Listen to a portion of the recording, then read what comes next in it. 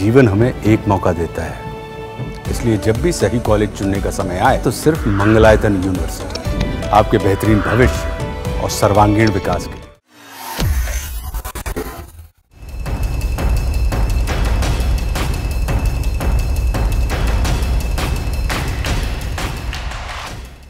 गुड़गांव दिल्ली से सटा हरियाणा का वो इलाका जिसे साइबर सिटी भी कहा जाता है। यहीं पर एक ऐसा हत्याकांड हुआ जिसने पूरे देश को हिलाकर रख दिया। हत्याकांड टेनिस खिलाड़ी राधिका यादव की।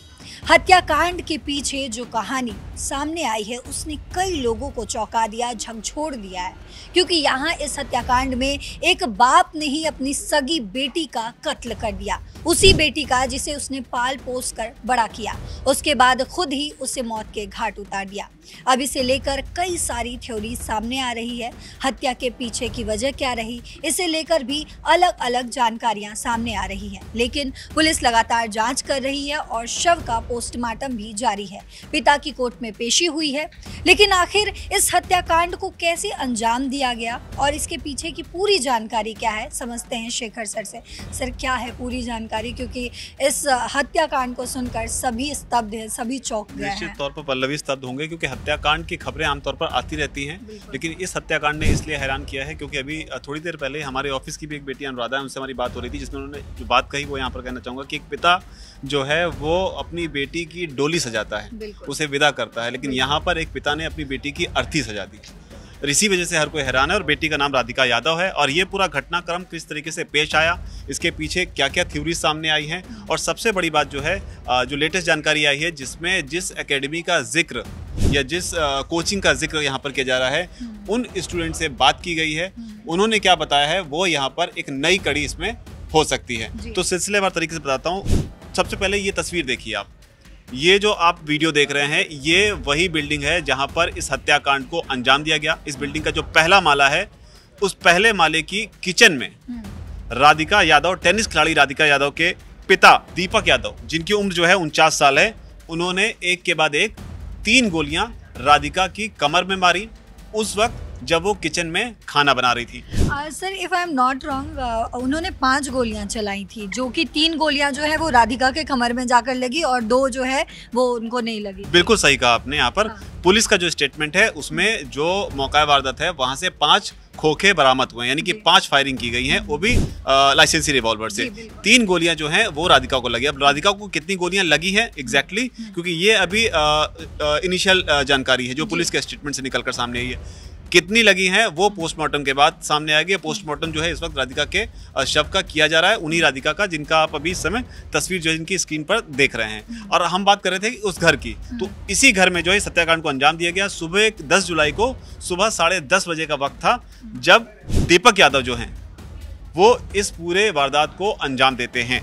आरोप जो लगा हुआ है उसके मुताबिक, हालांकि उन्होंने अपने जुर्म को कबूल भी कर लिया और कबूल करने के साथ उन्होंने स्टेटमेंट भी दिया हुआ है। और इसी में जो पूरा घटनाक्रम हुआ, जब 10:30 बजे इन्होंने गोली मारी, इसके बाद में बताया जाता है कि सेक्टर 56 का जो थाना लगता है वहां पर इसकी रिपोर्ट जो है वो हुई 10:30, सेक्टर 56 में रिपोर्ट हुई 11:30 बजे।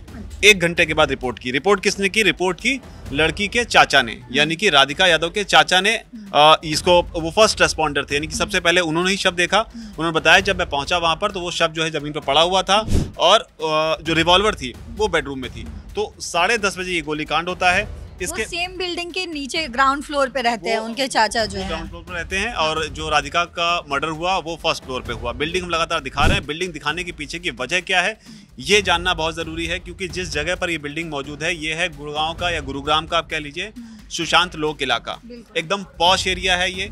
और उसके अलावा जो है यहाँ पर घर होना अपने आप में बताता है कि किसी तरीके की आर्थिक तंगी की संभावना यहाँ पर नहीं हो सकती। मैं इस बात को इसलिए बार बार कह रहा हूँ कि जो स्टेटमेंट पुलिस को दिया है राधिका यादव के पिता ने, दीपक यादव ने, उसमें उन्होंने ये कहा है कि दरअसल उन्हें ताने दिए जाते थे कि वो अपनी बेटी की कमाई पर पल रहे हैं। तो वो हूबहू स्टेटमेंट क्या अभी आप बताएंगी ही, लेकिन उससे पहले बता देता हूँ कि सेक्टर 56 में इनका घर था।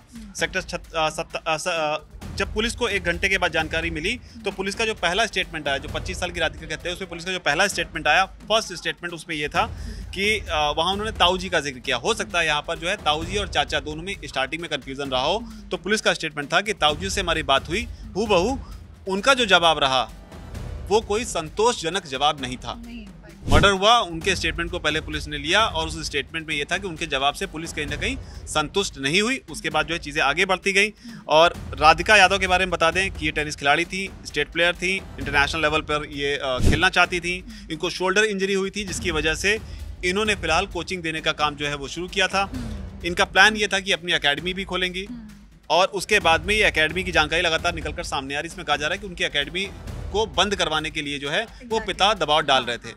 अब इसमें ये चीज़ है कि जो नई थ्योरी की हमने बात की है उसमें नई थ्योरी ये है, मैं कहूँगा नई थ्योरी बताने से पहले आप पिता का स्टेटमेंट बताइए। जी, मैं इसमें एक बड़ी जानकारी जोड़ देती हूँ कि उनके पिता को जो है एक दिन के लिए पुलिस रिमांड पर भी ले लिया गया है। फिलहाल ये बड़ी जानकारी इसमें जो सामने आई है। इसके अलावा मैं आपको बता देती हूँ कि आखिर उनके पिता ने क्या स्टेटमेंट दिया था। उन्होंने कहा था कि जब मैं दूध लेने के लिए गांव वजीराबाद जाता था तो लोग मुझे कहते थे कि तुम लड़की की कमाई खाते हो, जिससे मैं काफ़ी परेशान था। लोग मेरी लड़की के चरित्र पर भी उंगली उठाते थे। मैंने अपनी लड़की से टेनिस एकेडमी को बंद करने के लिए कहा, लेकिन वो नहीं मानी। मेरे दिमाग में यही टेंशन रहती थी जो मेरे मान सम्मान को ठेस पहुंचाती थी। मैं काफ़ी परेशान था। इसी टेंशन में मैंने अपनी लाइसेंस की रिवॉल्वर निकाली और जब वो रसोई में खाना बना रही थी मैंने उसे गोली मार दी।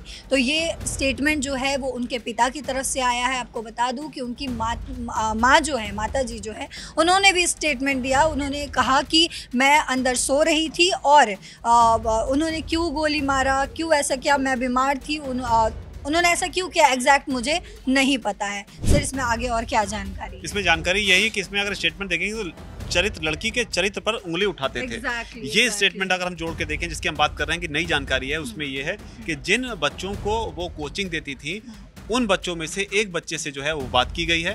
उस बच्चे ने बताया कि पिछले कई दिनों से इसमें एक नया अपडेट ये हो रहा था कि अमूमन राधिका जो है वो अकेले आती थी एकेडमी में, लेकिन पिछले कई दिनों से उनकी माँ उनके साथ आती थी और 2 से ढाई घंटे तक वो बैठी रहती थी। तो ये एक जानकारी नई है। अब माँ उनके साथ पिछले कुछ दिनों से क्यों आती थी, 2.5 घंटे तक क्यों बैठी रहती थी? हालांकि एक अमूमन ह्यूमन बिहेवियर को हम यहाँ रीड करें अगर इंडिया में, तो अमूमन लड़की की सिक्योरिटी को लेकर, सेफ्टी को लेकर पेरेंट्स कई बार ऐसा करते हैं कि वो अपनी बेटी के साथ में जाते हैं। अगर हम फिल्म इंडस्ट्री की बात करें तो यहाँ पर भी कई बार ऐसे देखने को देखा गया है कि कुछ एक्ट्रेस जो हैं जब शूट के लिए जाती है तो साथ में उनकी माँ भी आती है, जिसमें श्रीदेवी का भी जिक्र एक ज़माने में हुआ करता था कि किस तरीके। तो यहाँ पर उनकी माँ किस वजह से साथ में आती थी, क्या ऐसी बात थी जो उनकी माँ को ही पता थी कि इसके लिए वो आती थी, जब तक वो रहती थी तो 2-2.5 घंटे वहाँ वो बैठती थी और उसके बाद में वो उनके साथ जाती थी। तो ये एक नई कड़ी इसमें हो सकती है। साथ ही सर अगर आपके इस स्टेटमेंट के साथ माँ का स्टेटमेंट अगर हम जोड़ते हैं तो वो भी थोड़ा पेचीदा कहीं ना कहीं होता है,